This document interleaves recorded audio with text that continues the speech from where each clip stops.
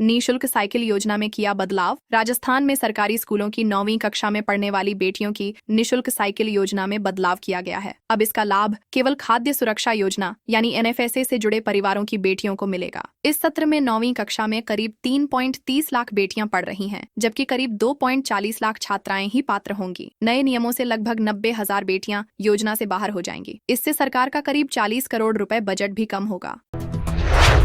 कोटा में बीजेपी अध्यक्ष का फूंका पुतला पूछा। मदन राठौड़ कौन होते हैं? कोटा में कांग्रेस नेता पवन मीणा के नेतृत्व में आदिवासी समाज और कांग्रेस कार्यकर्ताओं ने भाजपा प्रदेश अध्यक्ष मदन राठौड़ के खिलाफ प्रदर्शन किया। कार्यकर्ताओं ने उनका पुतला फूंका और राष्ट्रपति के नाम प्रशासन को ज्ञापन सौंपा। प्रदर्शनकारियों ने 9 अगस्त को विश्व आदिवासी दिवस को लेकर मदन राठौड़ की टिप्पणी पर नाराजगी जताई। पवन मीणा ने कहा कि आदिवासी समाज यह दिवस पूरे गर्व के साथ मनाता है। उन्होंने टिप्पणी को समाज का अपमान बताते हुए कार्रवाई की मांग।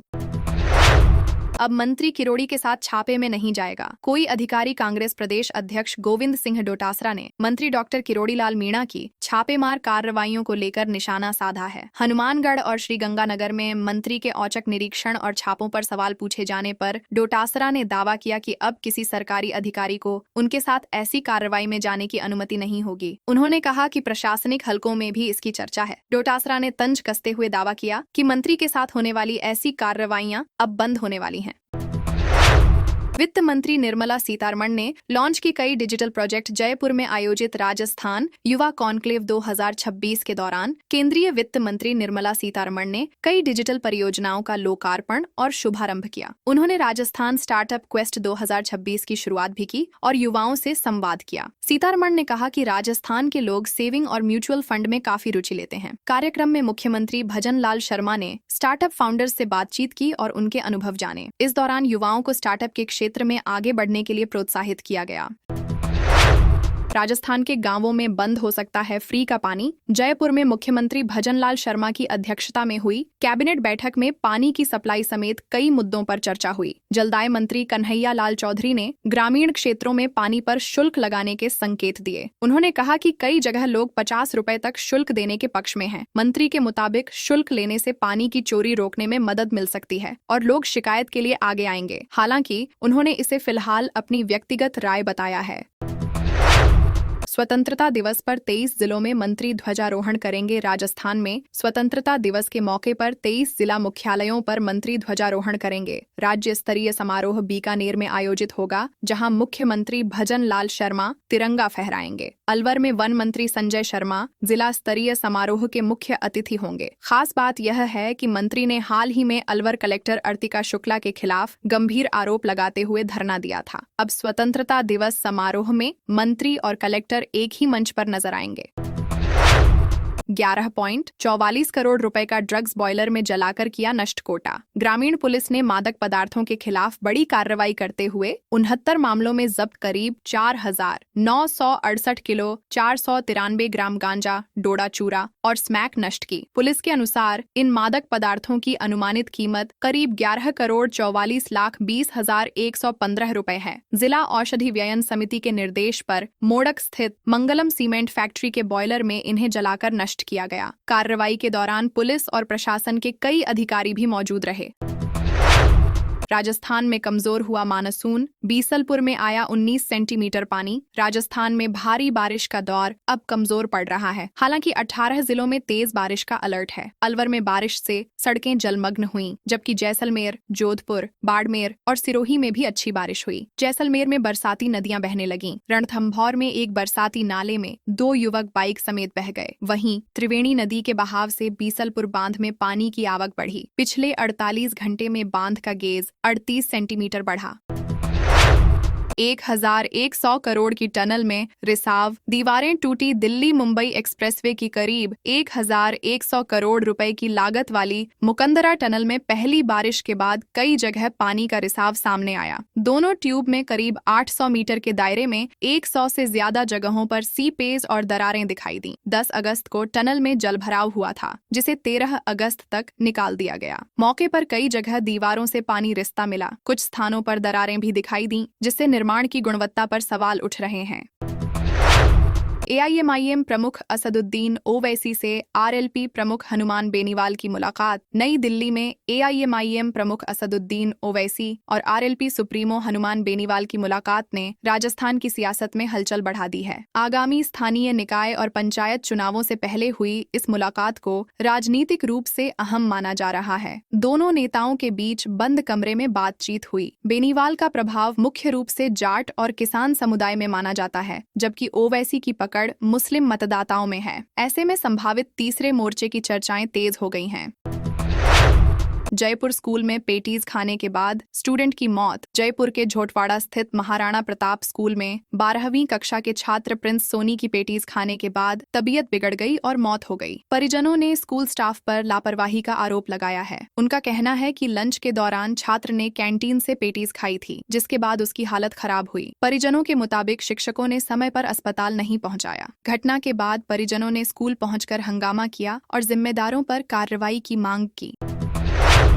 लॉरेंस गोल्डी गैंग के बदमाशों की विदेश में बात कराता था। जेल प्रहरी अजमेर हाई सिक्योरिटी जेल के प्रहरी धारा सिंह पर जेल में बंद बदमाशों की विदेश में बैठे आकाओं से बातचीत कराने का आरोप है। जांच के अनुसार उसने 15 से ज्यादा बार लॉरेंस, गोल्डी बराड़ और रोहित गोदारा जैसे गैंग से जुड़े बदमाशों की बात करवाई। बदले में उसे नकद रकम और परिवार सहित विदेश में बसाने का लालच दिया गया। पुलिस के मुताबिक उसने अलग अलग मौकों पर 50,000, 30,000 और 20,000 रुपए लिए। उसे 7 अगस्त को गिरफ्तार किया गया था।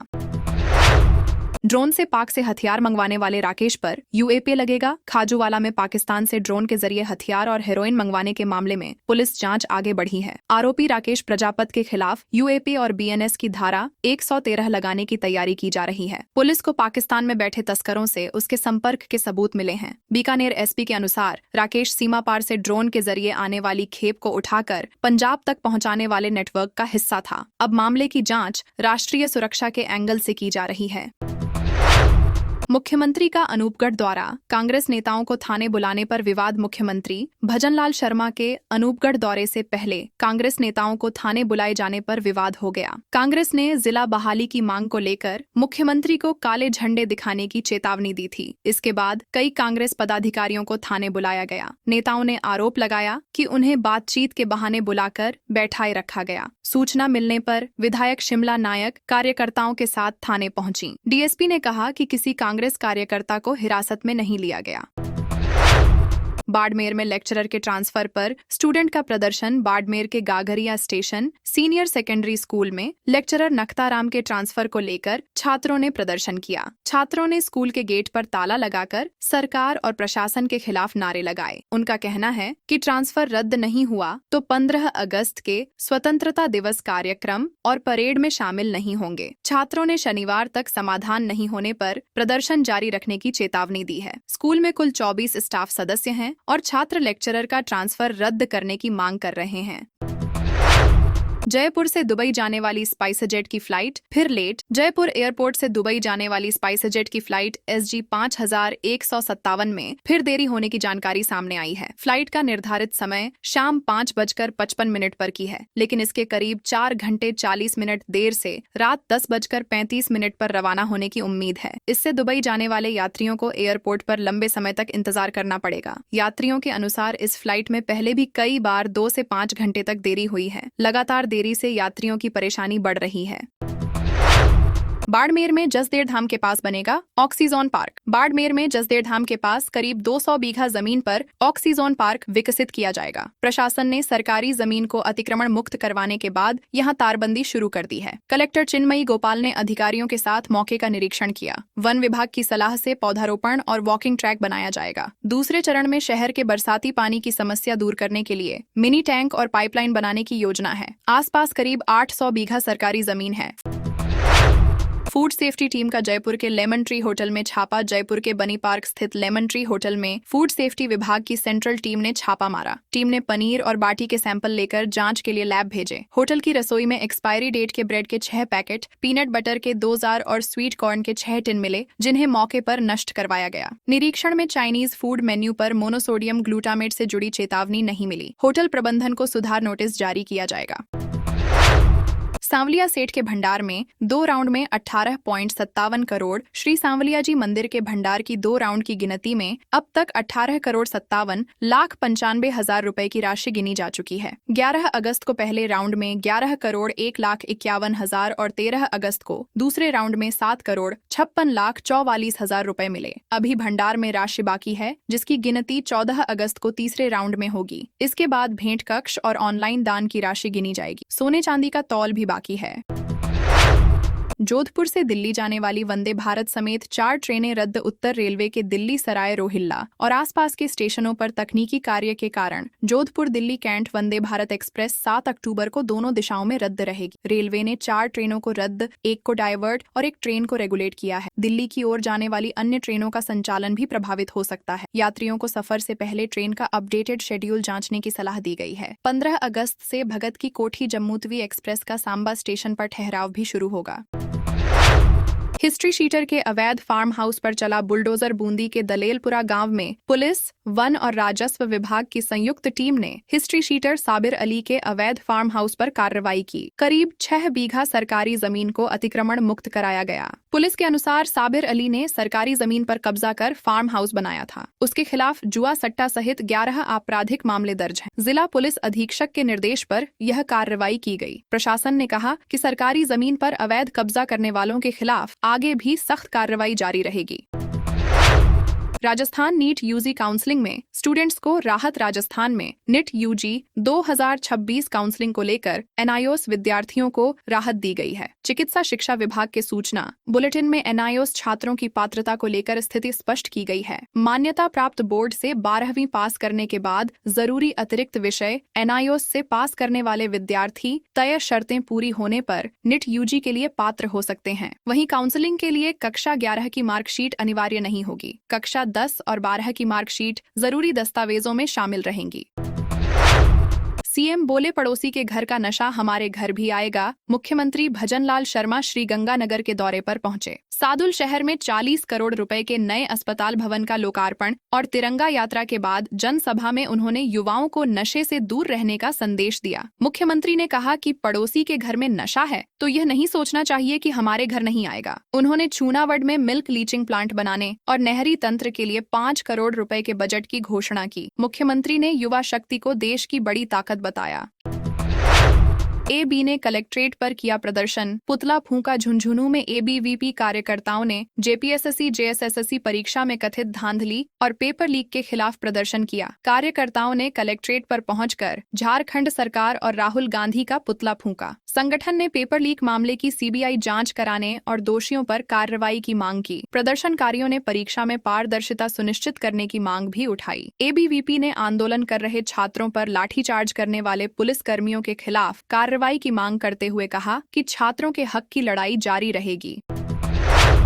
रामगढ़ बांध से अतिक्रमी खुद हटाएं। अतिक्रमण के बाहर नोटिस चस्पा करने के आदेश। राजस्थान हाईकोर्ट ने रामगढ़ बांध क्षेत्र को अतिक्रमण मुक्त करने के मामले में सख्ती दिखाई है। कोर्ट ने अतिक्रमियों को 15 दिन के भीतर अपने कब्जे स्वयं हटाने की चेतावनी दी है। ऐसा नहीं करने पर सरकार को कार्रवाई कर अतिक्रमण हटाने और खर्च संबंधित अतिक्रमी से वसूलने के निर्देश दिए गए हैं। रिपोर्ट के अनुसार विराटनगर, शाहपुरा, जमवा, रामगढ़, आंधी और आमेर तहसील में कई अतिक्रमण चिन्हित किए गए हैं। जेडीए ने 10 से 12 अगस्त तक विशेष अभियान चलाया था। उदयपुर सांसद को अफसर समझकर कार्रवाई की चेतावनी। उदयपुर से भाजपा सांसद मन्नालाल रावत को जोधपुर जिला निर्वाचन अधिकारी की ओर से चुनाव ड्यूटी में लापरवाही को लेकर नोटिस मिला है। दरअसल सरकारी रिकॉर्ड में उनका नाम अब भी जोधपुर जिले के कर्मचारियों की सूची में दर्ज है। रावत 2024 में वीआरएस लेकर लोकसभा चुनाव जीते थे। नोटिस में 14 अगस्त दोपहर 3 बजे तक सरकारी पोर्टल पर रिकॉर्ड अपडेट कराने को कहा गया है। ऐसा नहीं करने पर लोक प्रतिनिधित्व अधिनियम की धारा 134 के तहत कार्रवाई का प्रावधान बताया गया है। पुलिस ने 8.85 करोड़ के मादक पदार्थ नष्ट किए। भरतपुर पुलिस ने 7 थानों में जब्त किए गए करीब 8 करोड़ 85 लाख रुपए के मादक पदार्थों को नष्ट किया। पुलिस लाइन में कार्रवाई के दौरान 14 किलो गांजा, 19 किलो डोडा पोस्ट और 18 ग्राम स्मैक नष्ट की गई। पुलिस के अनुसार इन मादक पदार्थों को अलग अलग कार्रवाई में जब्त किया गया था। आईजी प्रीति चंद्रा और एसपी राजेश मीणा की निगरानी में जिले में नशे के खिलाफ अभियान चलाया जा रहा है। इसी अभियान के तहत जब्त सामग्री को नष्ट किया गया। 1,20,000 रुपए रिश्वत लेते 2 रेल अफसर रंगे हाथ गिरफ्तार। बीकानेर में सीबीआई ने रेलवे विभाग के 2 कर्मचारियों को कथित तौर पर 1,20,000 रुपए की रिश्वत लेते रंगे हाथ गिरफ्तार किया। कार्रवाई 48 करोड़ रुपए के रेलवे टेंडर से जुड़े बिलों के भुगतान को मंजूरी देने के बदले रिश्वत मांगने की शिकायत पर हुई। गिरफ्तार कर्मचारियों में senior section officer Rajendra Chaudhary और राकेश शामिल बताए गए हैं। सीबीआई के अनुसार कोलकाता की एक कंपनी के करीब 48 करोड़ रुपए के प्रोजेक्ट के बिल रेलवे विभाग में लंबित थे।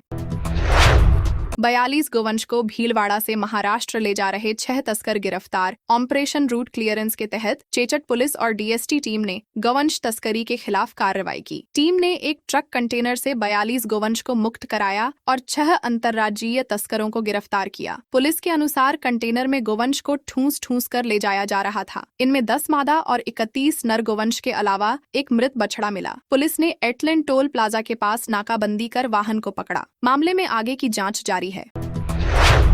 सीएम बोले, नशा कारोबारियों की जड़ें बहुत गहरी। मुख्यमंत्री भजनलाल शर्मा ने जयपुर के बिड़ला ऑडिटोरियम में नवनियुक्त सीएलजी सदस्यों से संवाद किया। उन्होंने कहा कि नशे की समस्या समाज और परिवारों को नुकसान पहुंचा रही है और नशा कारोबारियों की जड़ें काफी गहरी हैं। मुख्यमंत्री ने बताया कि कई बार नशे की पुड़िया घरों तक पहुंचाने के लिए दूध और सब्जी बेचने वालों जैसे लोगों का इस्तेमाल किया जाता है। उन्होंने सीएलजी सदस्यों से नशा मुक्त, भय मुक्त और अपराध मुक्त राजस्थान बनाने में सहयोग की अपील की।